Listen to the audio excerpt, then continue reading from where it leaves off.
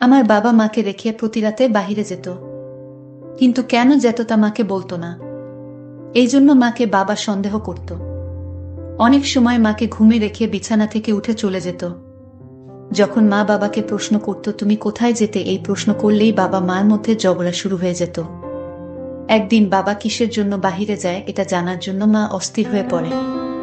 কিন্তু একদিন বাবার বন্ধু মায়ের কাছে সব বলে দেয়, যেটা শুনলে আপনারা দিশেহারা হয়ে যাবেন। তাহলে মূল বিষয়টা বলি। মা যখন বাবাকে ছেড়ে আলাদা হয়ে গেল, আমার বয়স তখন 4.5 বছর। মা কয়েকদিন খুব বিমর্ষ ছিল। অবশ্য ওই বয়সে বিমর্ষতা কি জিনিস আমি জানতাম না। কার্টুন, হইচই আর রাতে বাবার গলা জড়িয়ে ধরে গল্প শোনাই ছিল আমার জীবন। দৈনন্দিন জীবন একটু আলাদা হয়েছিল, কারণ কয়েকদিন যাবৎ মা আমাকে 3 বেলা খাবার খাওয়ার জন্য জোর করছিল না। রাতে ভাত না খেলেও বকা দিচ্ছিল না। আমার এতে সুবিধাই হচ্ছিল।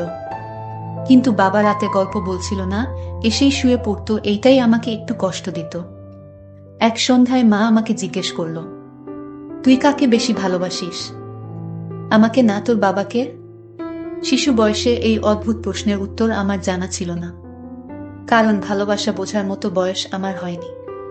কিন্তু মা না খাওয়াই দিলে আমি খাই না, রাতে বাবাকে না দেখলে আমার ঘুম হয় না, এইসব ব্যাপার আমি বুঝি।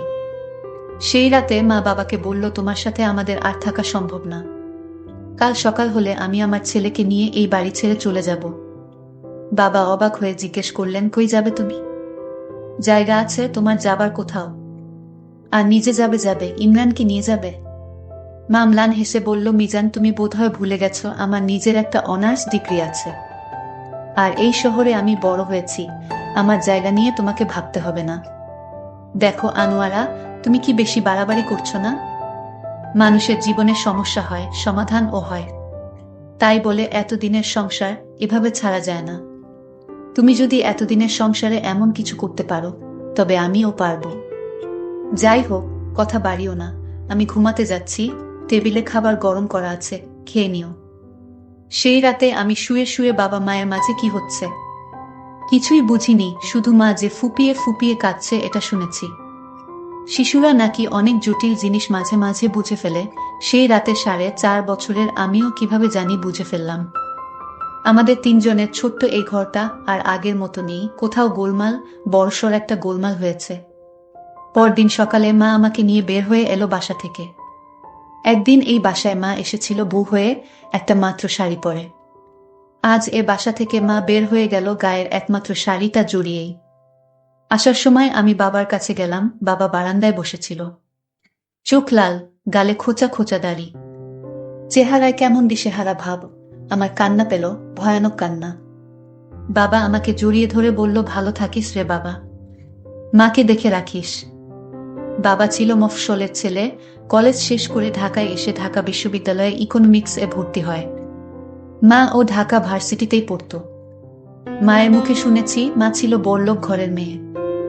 আমার নানা ভাই ছিলেন ব্যবসায়ী মানুষ। 2 ভাই বোনের মধ্যে মা ছিলেন ছোট। সেই তিনি হঠাৎ দেখায় নিজ ভার্সিটির 1 বছরের সিনিয়রের প্রেমে পড়লেন, এবং হুড়মুড় করেই পড়লেন, এটা নিজেও বিশ্বাস করতে পারছিলেন না। কিন্তু সব দ্বিধা চলে গেল যখন প্রথা ভেঙে মেয়ে হয়ে মাকে দেখা যেতে লাগলো ইকোনমিক্স বিল্ডিং এর সামনে। একদিন ভয়ে ভয়ে মা একটা চিঠি লিখল, এরপর বাবাকে সামনে পেয়ে ডাক দিল, ভাইয়া শুনুন, বলে চিঠি হাতে দিয়ে রিকশায় উঠে চলে এলো। এরপর 2 দিন মা ভার্সিটিতে যায়নি। তৃতীয় দিন যখন ক্লাসে ঢুকতে যাবে, দেখে বাবা তার ডিপার্টমেন্টের সামনে দাঁড়ায় আছে। বাবা ডাক দিল, এই মেয়ে, কি যেন নাম, আনোয়ারা, এদিকে আসো। মা বলল, আমার ক্লাস আছে। বাবা ধমক দিল, এদিকে ডাকছি না। মা এলে বাবা বলল, রিকশায় ওঠো। কেন? এত প্রশ্ন কিসের? উঠতে বলেছি, ওঠো। রিকশা নিয়ে তারা উত্তরা মরে গেল। বাবা জিজ্ঞেস করলো, কি খাবা? কাচ্চি না তেহারি? মা বলল, আমি বাইরের খাবার এত খাই না। বাবা বলল, আজব যন্ত্রণা হলো, এখন থেকে অভ্যেস করো। আমি বাইরের খাবারই খেয়ে বেড়াই। আর পড়ালেখা করো না নাকি?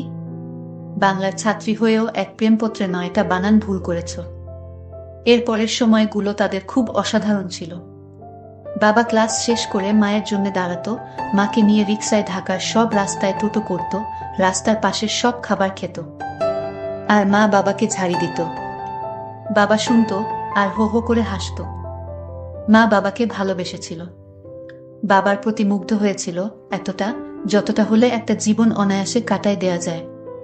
অদ্ভুত সুন্দর দিন পার করতে করতে বাবা অনার্স পাশ করল। মা তখন ফাইনাল ইয়ারে। আমার নানা মায়ের বিয়ে দেবার তোড়জোড় শুরু করল। আমার বাবা তখনও বেকার। মা একসময় না পেরে তার বাবাকে ভালোবাসার কথা বলে দিল। সেখানে বাবা ছিলেন সদ্য পাশ করা একজন বেকার, যার নিজের বাপের ও টাকা পয়সা নেই। চিরায়ত নিয়ম অনুযায়ী আমার নানা ও বেঁকে বসলেন। আমার নানাদের পরিবারের মানুষের জিদ বোধহয় খুব বেশি। নানা কোনোভাবেই বাবাকে মানবেন না, মা ও কোনোভাবেই বাবাকে ছাড়া কাউকে মানবেন না। এই না মানামানির ভেতরে আমার মা একদিন আমার বাবার সাথে বাসা থেকে চলে এলেন, একটা শাড়ি পরে। আমার মা আমার বাবাকে, বাবার তখন আসলেই দুঃসময় যাচ্ছে, চাকরির জন্য হন্যে হয়ে ঘুরছেন, ঢাকা শহরে টিকে আছেন, 2-3টা টিউশনির উপর ভর করে, বাসা থেকে টাকা চাইতেও লজ্জা পান। আমার মা চুপচাপ বসে আছেন। আমার শক্ত সামর্থ্য বাবা জীবনে এই প্রথম কাঁদলেন আমার মায়ের সামনে। তিনি কাঁদলেন মাকে একটা শাড়ি দিতে পারেননি তাই। তিনি কাঁদলেন মাকে নিয়ে এমন চিলে কোঠায় কাটাচ্ছেন তাই। আমার মা শক্ত করে বাবাকে বললেন, মিজান, সারা জীবন আমি তোমারই থাকব, শুধু তুমি এমন থেকো। বিয়ের পর মা এক অন্য জগতে এসে পড়লেন, কিন্তু সামলে নিলেন খুব চমৎকার ভাবে। বাবা ছোট একটা চাকরি জোগাড় করে ফেললেন। সারাদিন অফিসে খাটাখাটনি করে এসে দিন শেষে মায়ের সাথে খেতে বসতেন। সারাদিনের সব জমানো কথা মাকে বলতো বাবা। মা সেই মুগ্ধতা নিয়েই বাবার কথা শুনত। সংসারের অভাব ছিল অনেক কিছু, ভালোবাসার অভাব ছিল না। মা ভাবত এমন একটা জীবন সে চেয়েছে চিরদিন, আর বাবা মায়ের মতো কাউকে পেয়ে অবশ্যই ভাগ্যবান ছিল। সময় আগাতে থাকলো, অবস্থার পরিবর্তন হতে থাকলো। গল্প উপন্যাসের মতো একদিনে কোটিপতি হয়ে যাওয়া নয়, তবে বাবা খুব ভালো একটা চাকরি পেল, সম্মান আর টাকা দুটোই ছিল। এর মাঝে এত বছরের ভালোবাসার চিহ্ন হিসেবে আমি এলাম পৃথিবীতে। আমি বলেছিলাম ভালোবাসার অভাব আমাদের পরিবারে ছিল না। বাবা কোনোদিন আমার আর মায়ের প্রতি একটু অবহেলা করতেন না। কিন্তু কথায় আছে, কোনো কিছুর অভাব না থাকাটাই একটা বড় অভাব। কোনো এক দিয়ে আমাদের সংসারে বোধ হয় সেই অভাবটুকুই হানা দিল। সবকিছু খুব ভালো ছিল, কিন্তু কেন যেন আগে থেকে কিছু একটা বদলেছিল। বাবা ব্যস্ত হয়েছিল অনেক, রাতে হয়তো আসতে কোনোদিন এতই দেরি হতো যে মা ঘুমিয়ে যেত। আমার মা সব ছেড়ে বাবার সাথে এসেছিল। সে বাবার কাছে কিছু চায়নি, শুধু চেয়েছিল বাবা তাকে সারা জীবন সেই প্রথম দিনের মতো মুগ্ধ করে যাক। আমার বাবা প্রতিজ্ঞা করেছিল মাকে কোনোদিন কোনো কিছুর অভাব বুঝতে দিবে না। সেই প্রতিজ্ঞা রক্ষা করতে গিয়ে সে সেটা থেকেই দূরে চলে গেল, যার জন্য আমার মা সব থেকে কষ্ট পেয়েছিল। মায়ের তবুও অভিযোগ ছিল না, কারণ আমার বাবা মার ভালোবাসার কমতি ছিল না। মানুষের মন হলো জগতের বিচিত্রতম জিনিস। তাই লেখক বলেছিলেন, মানুষ বেঁচে থাকে বদলায়, ক্ষণে ক্ষণে বদলায়। আমার বাবাও হয়তো বদলে গেছিল একটু আধটু, কিংবা কে জানে হয়তো অনেকখানি। আমার মায়ের চোখের দিকে তাকিয়ে কতদিন ভালোবাসার কথা বলেনি, কতদিন নিজে থেকে বলেনি তোমাকে ভালোবাসি, বা আমাদের পুরনো কথাগুলো মনে পড়ে। আমাদের প্রতি, মায়ের প্রতি তার দায়িত্ব অবহেলা ছিল না।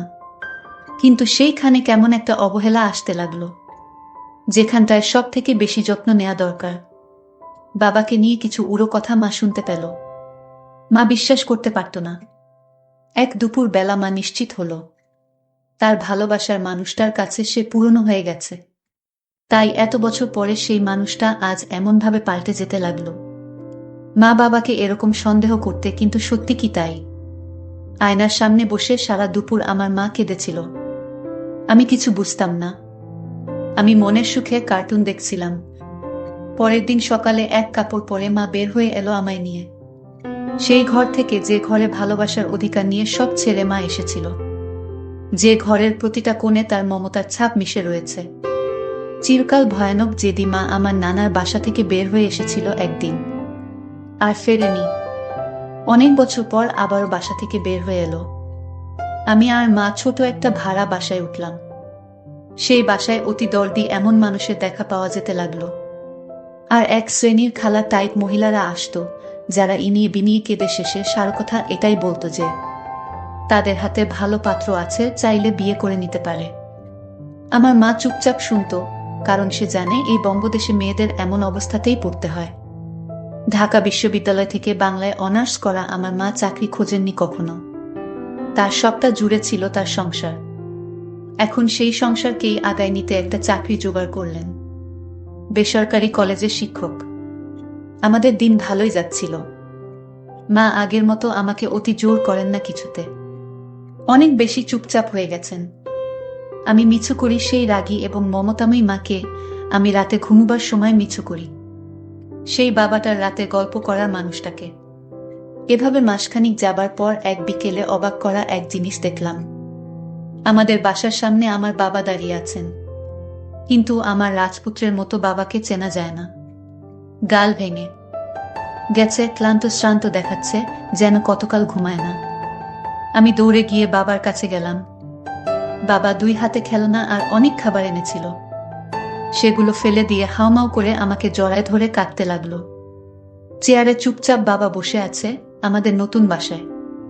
মা আমাকে অন্য ঘরে যেতে বলল। আমি পর্দার আড়ালে গিয়ে দাঁড়ালাম। বাবা মাকে বলতে লাগলো, আনোয়ারা, আমি সরি। তোমরা যাবার পর দিন থেকেই আকি বুঝেছি আমি ভুল ছিলাম। সবটা আমার অপরাধ। আমি সারা জীবন তোমাকে চাইতাম। আমি যে কতটা চাইতাম, কতটা চাই তোমার থেকে বেশি কে জানে। আনোয়ারা, প্লিজ ফিরে চলো, প্লিজ। আমি ঘুমাতে পারি না। আমি এই এতগুলো একটু একটু করে পাগল হয়ে যাচ্ছি। মা শান্ত হয়ে সব শুনল, তারপর বলল, মিজান, আমি বিয়ের রাতে তোমাকে বলেছিলাম তোমাকে ছাড়া আমি একদিন ও বাঁচব না। অন্য আর কিছু আমার চাই না। আমার সব ছিল, আমি সব ছেড়ে এসেছিলাম। মিজান, আমি তো সেদিনই মরে গেছি। যেদিন তুমি আমাকে ঘরে রেখে প্রতি রাতে কোথায় যেতে, আমি তোমায় বারণ করলেও তুমি আমায় একা ঘরে রেখে রাতে কোথায় যেতে। আমি তোমাকে জিজ্ঞেস করেছিলাম, এত রাতে কোথায় যাও তুমি? আমাকে তার কোনো উত্তর তুমি দিতে না। মিজান, আমি যাব না। আমি কখনোই যাব না। এবং আমি চাই তুমি ভালো থাকো, কিন্তু আমাকে জড়িও না আর। বাবা আস্তে আস্তে বের হয়ে গেল। যাবার আগে বলল, আনোয়ারা, আমি অপেক্ষায় থাকব। আর যদি তুমি ডিভোর্স চাও, কাগজ পাঠিও, আমি মুক্ত করে দেব। ভালো থেকো, আর আমাকে মাফ করে দিও। বাবা চলে যেতে লাগলো। আমার কান্না পেতে লাগলো, ভয়ানক কান্না। মাকে কাঁদতে দেখে আমি বাবাকে অপরাধী বানিয়েছিলাম, আর আজ মাকেও 1 সেকেন্ডে অপরাধী বানালাম। আমি ছোট ছিলাম, দোষ ভুল আমি জানতাম না। আমি শুধু আমার বাবা মাকে চেয়েছিলাম। বাবা প্রতি মাসে আমার আর মায়ের খরচের জন্য ভালো পরিমাণ টাকা মায়ের অ্যাকাউন্টে দিত। মা একটা পয়সাও ব্যবহার করতেন না, কিন্তু বলতেন, তোর বাবা তোর জন্য দেয়, তা তোর জন্য থাক, যাতে আমাকে দোষ না দিস কোনোদিন। আমাকে বড় করা থেকে শুরু করে পড়ালেখা শেষ করানো পর্যন্ত একটা টাকাও বাবার হতে নেননি। আর আমার বাবা ওদিকে টাকা পয়সা সব স্ত্রী পুত্রের নামে দিয়ে অপেক্ষায় আছেন, অসীম অপেক্ষা। আজ কতগুলো বছর, আজ প্রায় 20 বছর হয়ে গেল। মা বাবা আলাদা থাকেন। বাবা মা চলে আসার পরেই বুঝতে পারেন তার ভুল। সেই থেকে তিনি আজও অপেক্ষায় আছেন, কোনো একদিন মা হুট করে চলে আসবে। আজ 20 বছর হয়ে গেল বাবা মা আলাদা। আমার বয়স এখন 25। আমার মাকে আমি জিজ্ঞেস করলাম, মা, তুমি বাবাকে এভাবে কষ্ট দিচ্ছ কেন? আমায় তাছাড়া তোমরা আলাদা হলে কেন? ছেলের কথার উত্তরে বললাম, দেখ বাবা, তোমার বাবা প্রথম দিকে আমার সাথে ভালোই ছিল, কিন্তু প্রতি রাতে আমায় রেখে কোথায় জানি যেত। আমি জিজ্ঞেস করলে সে উত্তর দিত না। আমার সাথে ঝগড়া করত। আমি এই প্রশ্ন করলেই ঝগড়া করত আমার সাথে। কিন্তু এই রসহ্য আমায় জানাতে দিত না, আর তাই তোমার বাবাকে আমি সন্দেহ করতাম। আমি বললাম, মা, তুমি আবার বাবার বাসায় চলো। বাবা তো আমার রোজ খবর সব রাখে, টাকা পয়সা দিয়ে হেল্প করে। বাবা আজ আমায় এবং তোমায় ভালোবাসে মা। আমার বলল, কোনোদিন সম্ভব না। আমি যতদিন পর্যন্ত না জানতে পারবো এই রহস্য, ততদিন পর্যন্ত আমি তোমার বাবার কাছে আমি যেতে পারবো না। হঠাৎ করে আমার মোবাইলে একটা কল আসে। একজন বলতে লাগলো, তোমার বাবা হাসপাতালে আছে। তোমরা তোমার বাবাকে বাঁচাতে চাইলে হাসপাতালে চলে এসো। আমি বললাম, মা, বাবার কি হয়েছে, চলো হাসপাতালে যাই। মা তখন আমায় নিয়ে হাসপাতালে রওনা দিল। রাস্তায় বাবার এক বন্ধুর সাথে মায়ের দেখা হয়। উনি মাকে জিজ্ঞেস করলেন, আপনি আমার বন্ধুকে এত বড় কষ্ট কেন দিলেন? আমার বন্ধু তোমার কাছে কি দোষ করেছিল? আমি তো সবই জানি। আপনি আমার বন্ধুকে সন্দেহ করতেন। আপনি ভাবছেন আমার বন্ধু রাতে কোথায় যেত? আমার কাছ থেকে আজ সব শুনে নিন। আমি বিদেশে ছিলাম, তাই আপনাদের মধ্যে এত কিছু হয়ে গেছে জানতাম না। আপনার স্বামী যে অফিসে চাকরি করত সেই চাকরি থেকে বহিষ্কার করে দিয়েছিল, কারণ আপনার স্বামীর বিরুদ্ধে একটা মেয়ে মিথ্যা অভিযোগ দিয়েছিল। আপনার স্বামীর বিরুদ্ধে একজন মিথ্যা অভিযোগ করেছিল। আপনার স্বামী নাকি যারা চাকরি নিতে চায় তাদের কাছ থেকে নাকি ঘুষ নিত। এটা করেছিল অন্য একজন, কিন্তু দোষটা আপনার স্বামীর উপর চালিয়ে দিয়ে সে বেঁচে গেল। চাকরি চলে গেল আপনার স্বামীর, এই জন্য তার চাকরি চলে গিয়েছিল।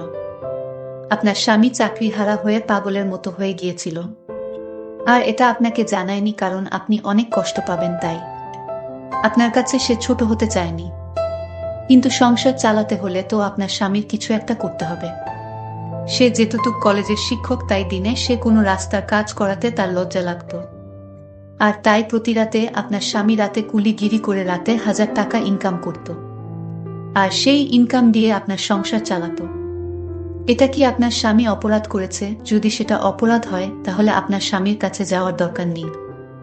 এই কথা শোনার পর হাউমাউ করে কেঁদে দিল আমার মা। আমিও নিজেকে ঠিক রাখতে পারিনি। আমি তাড়াতাড়ি বাবার কাছে গেলাম আমার মাকে নিয়ে হাসপাতালে। গিয়ে দেখি আমার বাবা অসহায়ের মতো শুয়ে আছে হাসপাতালের বেডে। আমি বাবাকে জড়িয়ে ধরে কান্না করছিলাম আর বলছিলাম, বাবা তোমার কি হয়েছে? আমাদের জন্য তুমি এত পরিশ্রম করেছো। আমার মা তোমায় ভুল বুঝেছিল। আমার মা তখন বাবার পায়ে ধরে কান্না করতে লাগলো আর বলতে লাগলো, তুমি আমায় ক্ষমা করে দাও। তারপর মাকে বাবা ক্ষমা করে দিয়েছিল। বন্ধুরা, আজকের গল্পটি কেমন লাগলো তা কমেন্ট করে জানাতে ভুলবেন না। আর এরকম নতুন নতুন গল্প পেতে আমাদের চ্যানেলটিকে সাবস্ক্রাইব করে পাশে থাকবেন। ধন্যবাদ।